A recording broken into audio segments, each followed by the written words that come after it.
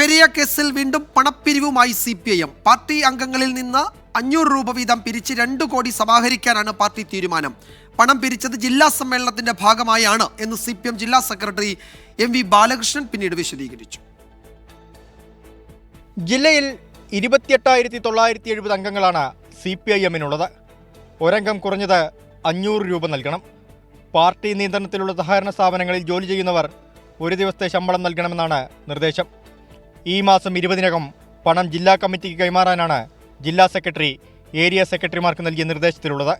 കൊലക്കേസ് പ്രതികളെ CPIM സംരക്ഷിക്കുന്നത് കൊലപാതകികളെ പ്രോത്സാഹിപ്പിക്കുന്നതിന്റെ ഭാഗമെന്ന് കോൺഗ്രസ് നേതൃത്വം.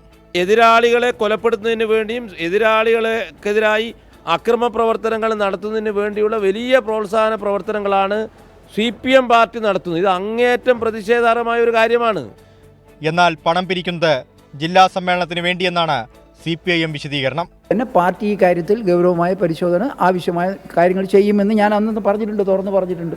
പാർട്ടി നേതാക്കന്മാരെ പ്രതികളാക്കുകയാണ് CBI. ഇപ്പോഴും അതിൻ്റെ വിധിപ്പകർപ്പ് പൂർണ്ണമായിട്ട് വരട്ടെ.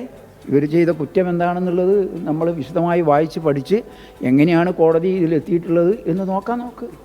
ഇതിനിടെ പെരിയയിൽ കൊല്ലപ്പെട്ട ശരത് ലാലിനെയും കൃപേഷിനെയും സമൂഹമാധ്യമങ്ങളിലൂടെ അപമാനിച്ച സംഭവത്തിൽ CPIM നേതാക്കൾക്കെതിരെ പോലീസ് കേസെടുത്തു.